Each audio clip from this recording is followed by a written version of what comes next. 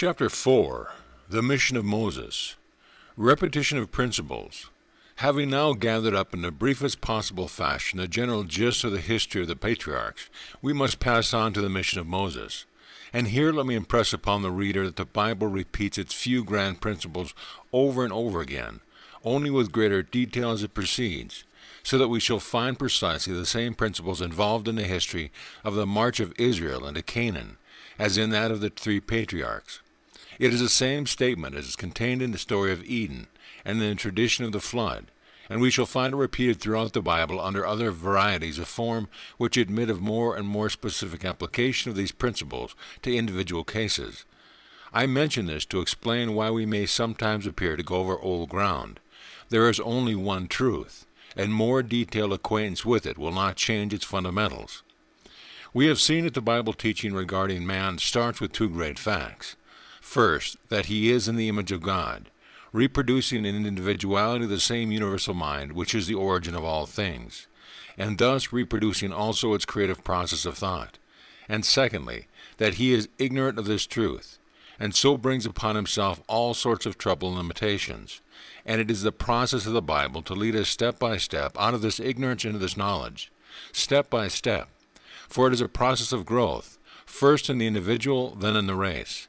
And this growth depends on certain clear and ascertainable laws inherent in the constitution of man. Now, the peculiarity of inherent law is that it always acts uniformly, making no exception in favor of anyone, and it does this as well as positively as negatively. Ignorant obedience. Our ignorance of any law of nature will never exempt us from its operation, and this is true of ignorant obedience as of ignorant disobedience. The natural reward of ignorant disobedience is no less certain than the natural punishment of ignorant disobedience, and it is on this principle that the great leaders of the race have always worked. They themselves knew the law, but to impart the understanding of the law to the people in general was not the work of the day, nor of a generation, nor of many generations. In fact, it is a work which is still only in its infancy, and therefore if people were to be saved from the consequence of disobedience to the law, it could only be by some method of training which would lead them into ignorant obedience to it. But this was not to be done by making any false statement of the law, for truth can never come out of falsehood. It must be done by presenting the truth under such figures as would indicate the real relations of things, though not explaining how these relations arise, because to undeveloped minds such an explanation would be worse than useless. Hence came the whole system of the Mosaic law. One Spirit. On one occasion, when the Master was asked which was the greatest commandment of the law, he replied by quoting the 4th verse of the 6th chapter of Deuteronomy. Hear, O Israel, the Lord our God is one Lord. Or as the Revised Standard Version has it in Mark 12:29, the Lord is one. This, he says, is the first of all the commandments, and we may therefore expect to find in this statement of divine unity, the foundation on which everything else rests. Nor need we look far to find the reason of it, for we have already seen in the opening words of Genesis that in principio, that is, as the originating principle in all things, there can be nothing else but God or Spirit. This is a conclusion which becomes unavoidable if we simply follow up the chain of cause and effect until we reach a universal first cause. We may call it by what name we choose. That will make no difference so long as we realize what must be its inherent nature and what must be our necessary relation to it. Whatever name we give it, it is always the one self-existent and self-transforming power, of which everything is in some mode of manifestation, simply because there is no other source from which anything could come. This ultimate deduction of reason is a recognition of the unity of God, and could not be more clearly stated than the words which Isaiah puts in the mouth of the divine being, repeating the phase in 2 consecutive sentences as though to lay additional stress upon it. There is none beside me. I am God, and there is none else. Isaiah 45:21-22. That is to say, God, or as we have learned from the instructions to the woman of Samaria, universal Spirit is all it is. This is the great truth of which the mission of Moses was founded, and therefore that mission starts with the announcement of the divine name at the burning bush. Moses said unto God, Behold, when I come into the children of Israel, and shall say unto them, The God of your fathers hath sent me unto you, and they shall say to me, What is his name? What shall I say unto them? And God said unto Moses, I am that I am. And he said, Thus shalt they say unto the children of Israel, I am hath sent me unto you. So the name after which Moses inquired turned out to be no name, but the first person singular of the present tense of the verb to be. In its indicative mood, it is the announcement of being in the absolute, in the first originating plane of pure spirit, where, because the material does not yet exist, there can be no extension in space, and consequently no sequence in time, and where therefore the only possible mode of being is the consciousness of self-existence without limitation, either of space or time, the realization of the universal here and the everlasting now, the concentration of the all into the point and the expansion of the point into the all. The Egyptian connection. But though this may have been a new announcement to the mass of the Hebrew people, if you would have been no new announcement to Moses, for we are told in the Acts that Moses was learned in all the wisdom of the Egyptians, a circumstance which is fully accounted for by his education at the court of Pharaoh, where he would be as a matter of course initiated into the deepest mysteries of the Egyptian religion. He must therefore have been familiar from boyhood with the words, I am that I am, which as the inscription, Nuk Pu Nuk, appeared on the walls of every temple, and having received the highest instruction in the land, brought up as a son of the Pharaoh's daughter, he must have been well aware of their significance. But this instruction had hitherto been confined to those who had been initiated into the great mysteries of Osiris. In whatever way we may interpret the story of Moses' meeting with the divine being at the burning bush, one thing is evident. It indicates a point in his career when it became plain to him that the only possible way for the liberation of mankind was through the universal recognition of that truth which till now had been the exclusive secret of the sanctuaries.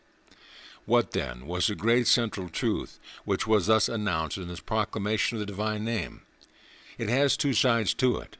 First, that pure spirit is the ultimate essence of all that is, and as a consequence, the all-presence, the all-knowledge, the all-livingness, and the all-lovingness of God. Then, as a corollary of that proposition that spirit is all that is, there must be the converse proposition that all that is spirit. And since man is included in the all, we are again brought back to the original description of him as the image and likeness of God. But in those days, people had to be educated up to these two great truths, and they have not yet advanced very far in this education yet. So from the time when Moses' eyes were open to seeing these truths, not a secret to be guarded for his private benefit, but the power which was to be expanding to the renovation of the world, he realized that it was his mission to set man free by educating them gradually into the true knowledge of the divine name. Then he conceived a great scheme. The mysteries in religion. Modern research has shown us that the knowledge of this great fundamental truth was not confined to Egypt, but formed the ultimate center of all the religions of antiquity. It was that secret in which the supreme initiation of all the highest mysteries culminated. It could not be otherwise, for it was the only ultimate conclusion to which generations of clear-headed thinkers could come. But these were sages, priests, philosophers, men of education and leisure, and his final deduction was beyond the reach of the toiling multitudes, whose whole energies had to be devoted to the earning of their daily bread. Still, it was impossible for these thinkers who had arrived at the great knowledge to pass over the multitudes without allowing them at least a few crumbs from their table.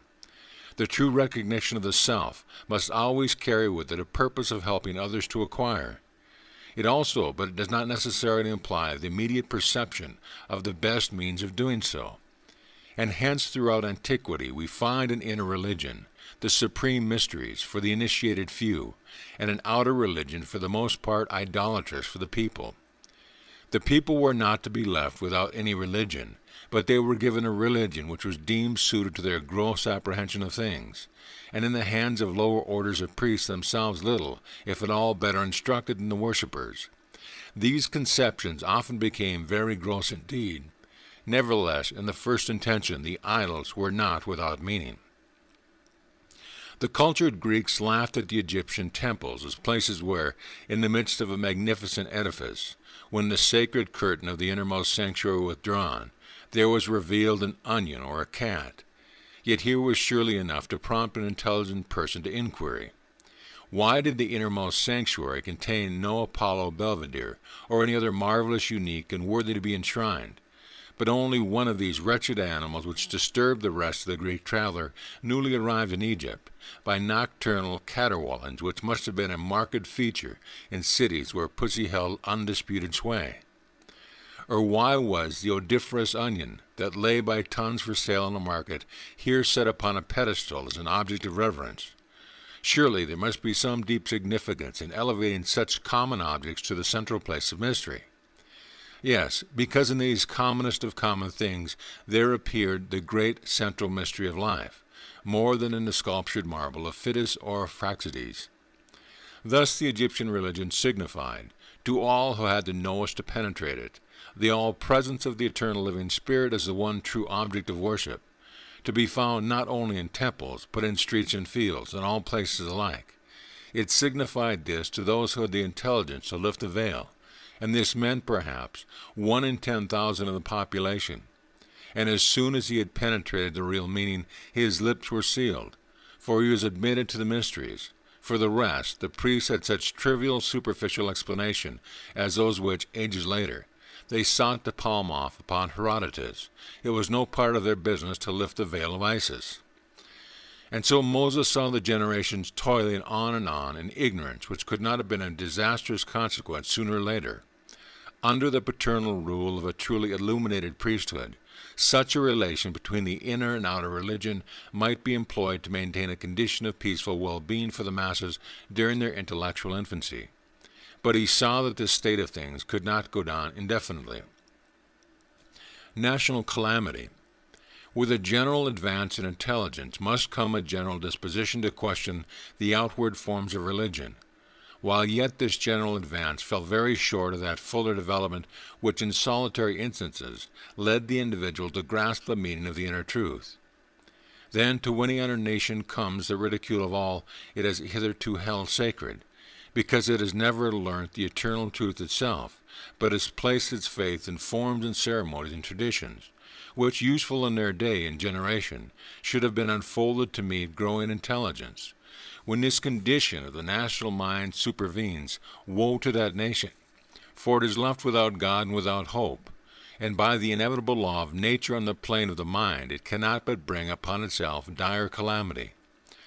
From the standpoint of the governed, this benign paternal government could not go on forever, and equally so from that of the rulers. What guarantee was there of the perpetual succession of priests illumined not only in head but also in heart? Egypt was old when Moses was a youth, and the signs of decadence were not wanting. For the cruel oppression of the Israelites, whom 4 centuries of naturalization should have placed on equality with the fellow subjects, was the very reverse of all that was truest in the inner teaching of the Egyptian temples. It was the index of practical atheism. The science of the temples continued, but it had reached the bifurcation of the way and had taken the left-hand path. And if this was the case in Egypt, which led the van of civilization, what was to be expected from the rest of the world? What was the outlook into the future with an intellectual development expanding only on the material side, without any knowledge of the spiritual truth in which lies the real livingness of life? Surely nothing but the ultimate destruction of mankind in internecine strife, led up by long ages that awful spiritual condition, in which the outward polish of materialized intellectuality only serves to place additional resources at the disposal of the unmitigated savage within. A new beginning. The system then in vogue had once been a valuable system, perhaps the only one possible, but Egypt was no longer young, and the day of that system had palpably gone by. What was to be done? That great central truth which the old system had handed down from hoary antiquity must be made the common appendage of mankind. Nuk pu nuk must no longer be made the mysterious legend of the temples, but it must become the household word of every family throughout the world. This is the work of generation upon generation, very far from being accomplished yet, and the only way to inaugurate it was by a new departure in which the great announcement that had hitherto been reserved as a last and final teaching must become the first and initial teaching. The supreme secret of the mysteries must be made the starting point of the child's education, and therefore the mission to Israel must open with a declaration of the I Am as the all-embracing one.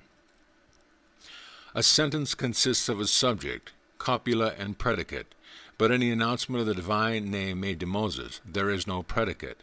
The reason is that to predicate something on a subject implies some special aspect of it, and thus by implication limits it, however extensive the predicate may be, and it is impossible to apply this mode of statement to the universal living Spirit. There can be nothing outside it. Itself is the substance and the life of all that is or ever can be. This is an ultimate conception from which it is impossible to get away. Therefore, the only predicate corresponding to the universal subject must be the enumeration and the innumerable, the statement of all that is contained in infinite possibility, and consequently, the place of the predicate must be left apparently unfilled, because it is the fullness which includes it. The only possible statement of the divine is that of present subjective being, the universal I, and the ever-present Am. Therefore, I Am is the name of God, and the first of all the commandments is the announcement of the divine being as the infinite one. I have discussed the subject of the unity of spirit in the Edinburgh Lectures on Mental Science, but I may repeat here the truth that, mathematically, the infinite must be unity. We cannot think of two infinites, for as soon as duality appears, each member of it is limited by the other, else there would be no duality. Therefore we cannot multiply the infinite. Similarly, we cannot divide it, for division again implies multiplicity or numbers, and those they may be conceived as an existing relativity to each other within the infinite.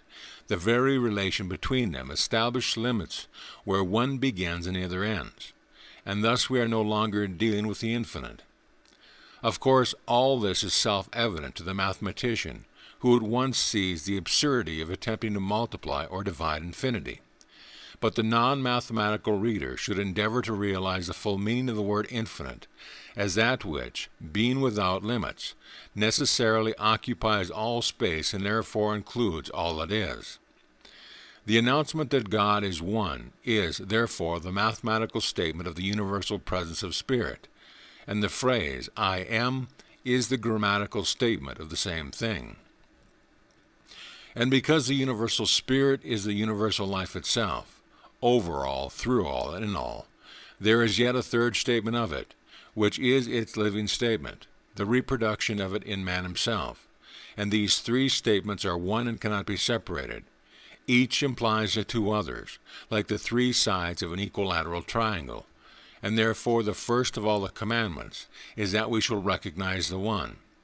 As numerically all other numbers are developed from unity, so all the possibilities of ever-expanding life are developed from the all-including unit of being, and therefore in this commandment we find the root of our future growth to all eternity.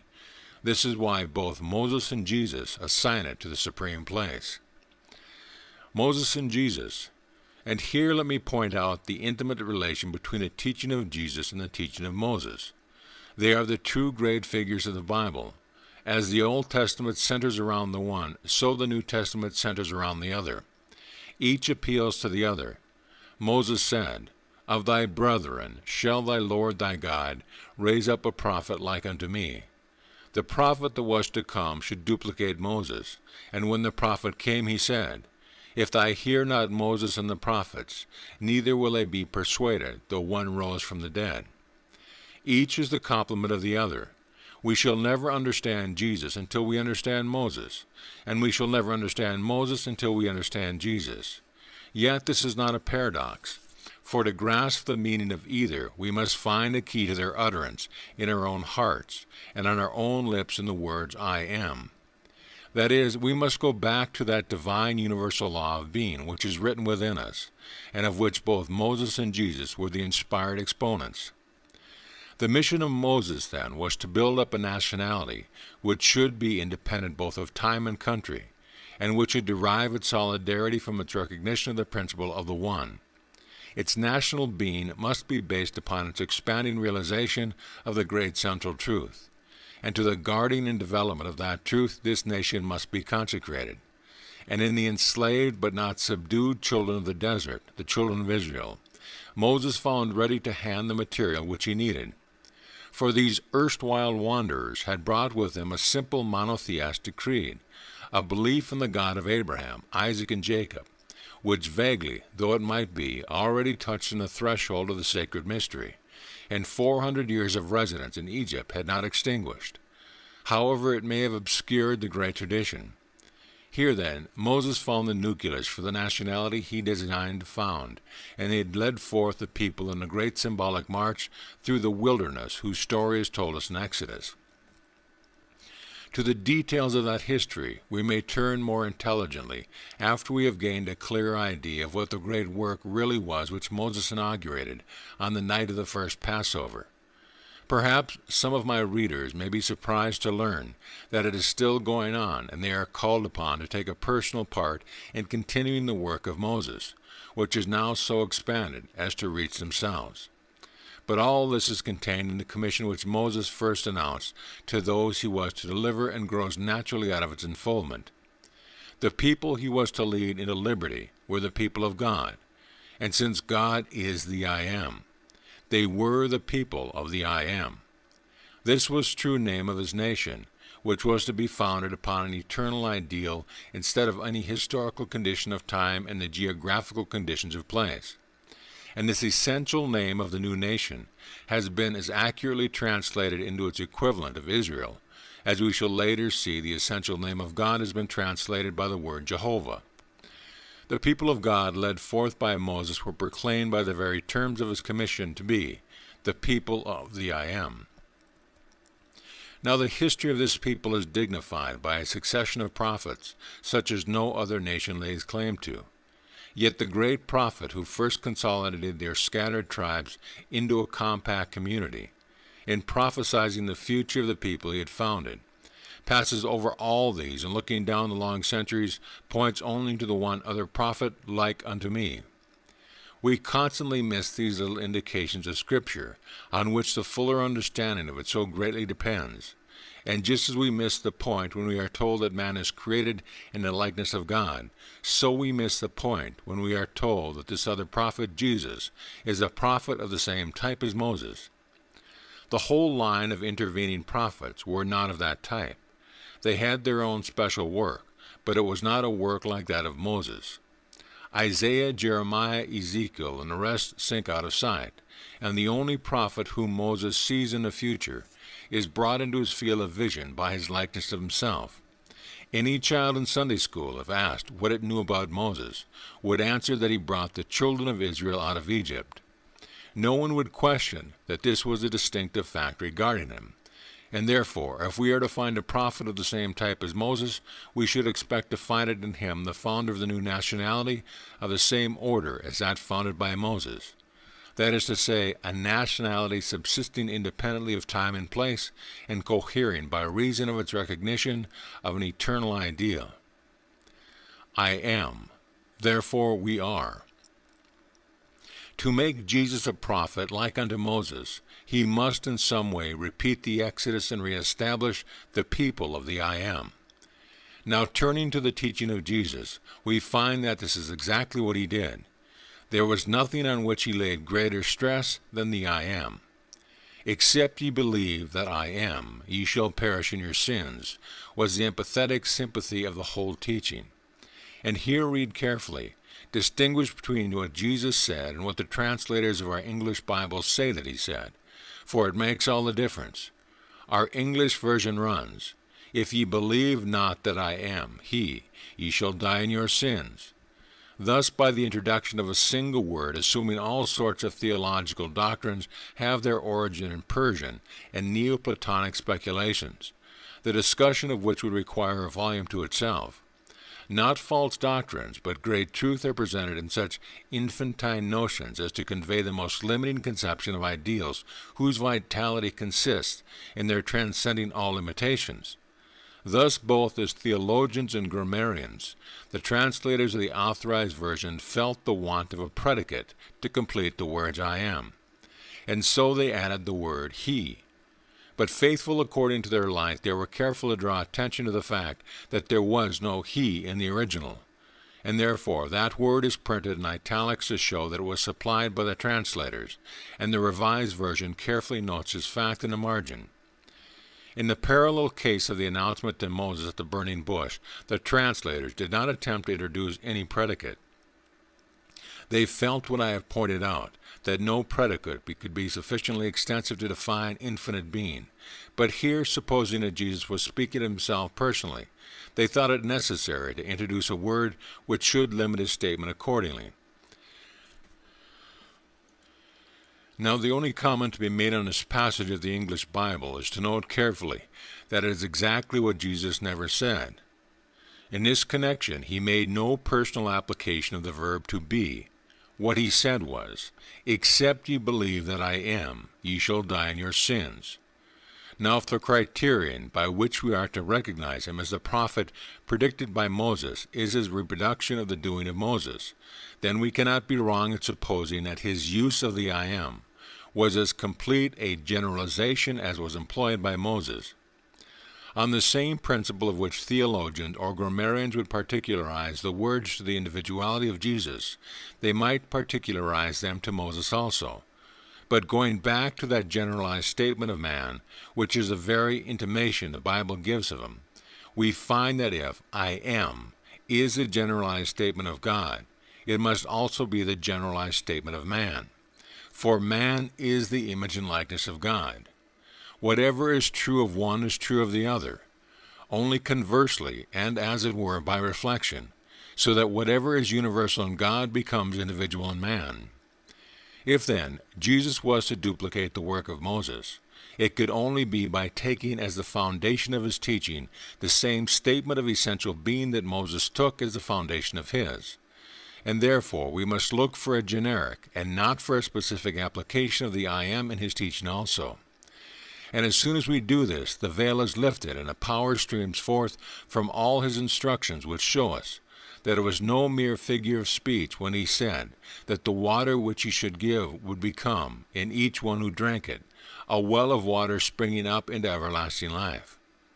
He came not to proclaim himself, but man, not to tell of his own divinity separating from the race and making him the great exception, but to tell us of our divinity and to show in himself the great example of the I am reaching its full personal expression in man. The prophet is raised up of our brethren. He is one of ourselves, and therefore he said, "The disciple, when he is perfected, shall be as his master." It is the universal I am, reproducing itself in the individuality of man that Jesus would have us believe in.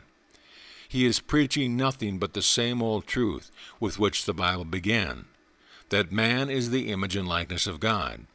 He says in effect, make this recognition the center of your life, and you have tapped the source of everlasting life.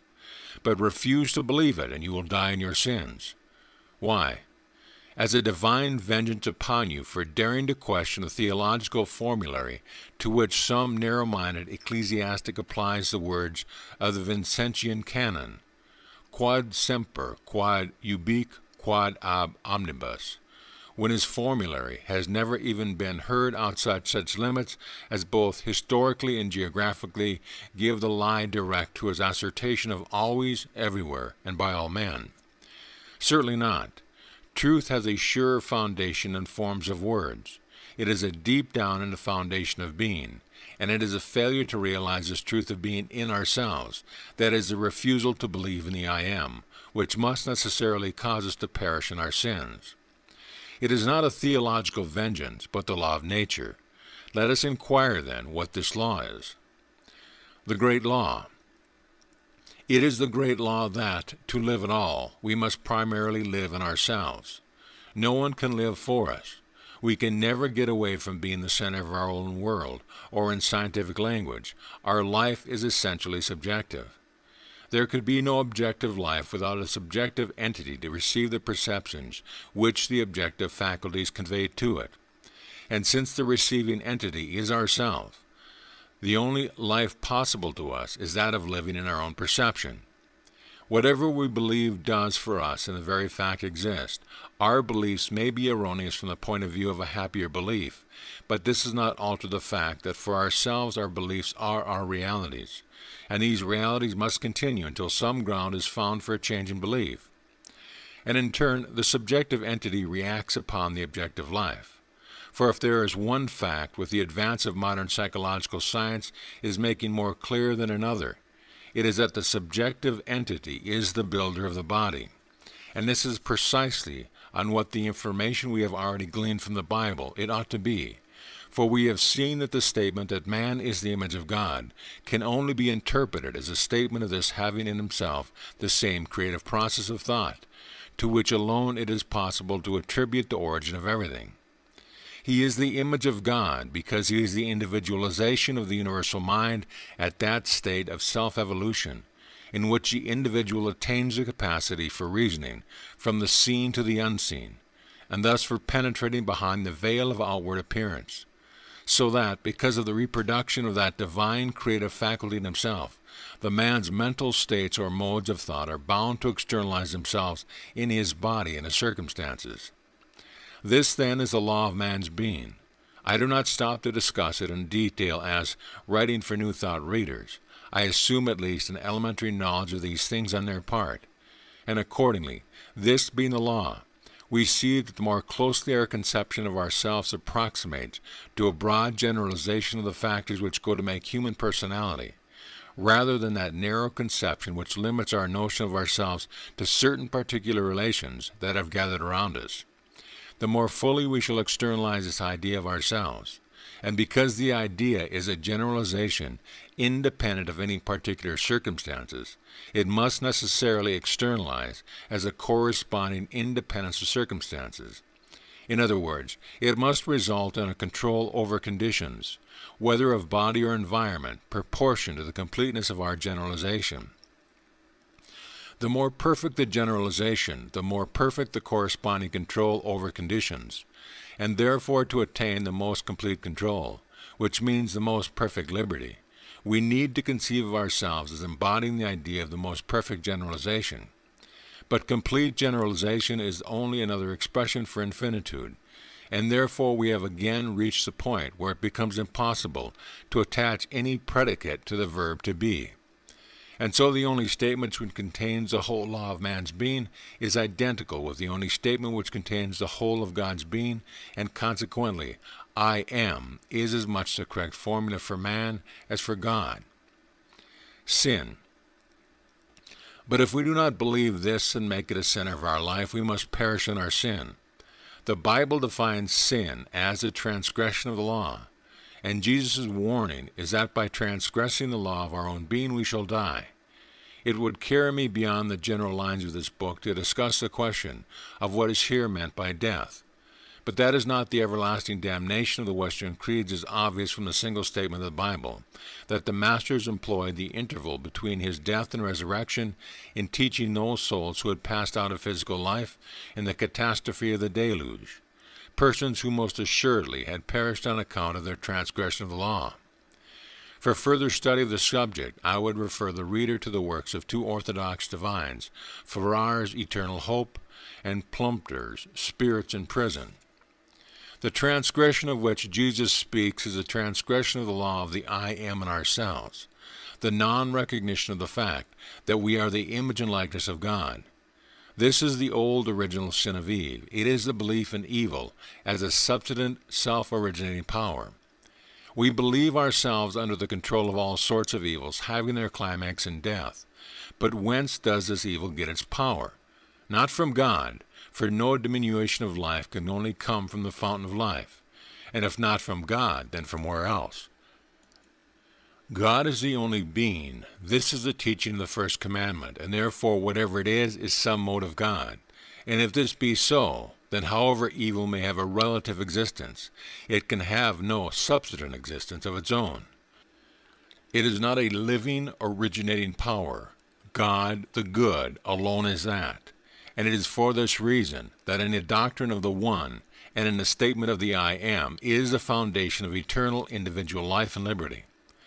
So then the transgression is in supposing that there is or can be any living originating power outside the I Am. Let us once see that this is impossible, and it follows that evil has no more dominion over us, and we are free. But so long as we limit the I Am in ourselves to the narrow boundaries of the relative and conditioned, and do not realize that personified in ourselves, it must by its very nature still be as unfettered as when acting in the first creation of the universe, we shall never pass beyond the law of death, which we thus impose upon ourselves. In this way, then, Jesus proved himself to be the prophet of whom Moses had spoken. He made the recognition of the I Am the sole foundation of his work. In other words, he placed before men the same radical and ultimate conception of being that Moses had done, but with a difference. Moses elaborated this conception from the standpoint of the universal. Jesus elaborated from that of the individual. The work of Moses must necessarily precede that of Jesus, for if the universal mind is not in some measure apprehended first, the individual mind cannot be apprehended as its image and reflection. But it takes the teaching of both Moses and Jesus to make the complete teaching, for each is the complement to the other, and it is for this reason that Jesus said he came not to destroy the law but to fulfill. Jesus took up the work where Moses left off and expanded Moses' initial conception of the people founded on the recognition of the unity of God and its proper outcome of the conception of a people founded on the recognition of the unity of man as the expression of the unity of God. How can we doubt that this latter conception also was in the mind of Moses? Had it not been, he would not have spoken of the prophet like unto himself that should come hereafter. But he saw the ages during which this great idea must germinate within the limits of a single nationality before it could expand to humanity at large. And therefore, before Jesus could gather into one the people of the I Am, from every nation under heaven, it was necessary that one exclusive nation should be the official custodian of the great secret and mature it till the time it was right for the formation of that great international nationality, which is only now beginning to show forth its earliest blossoms. End of chapter.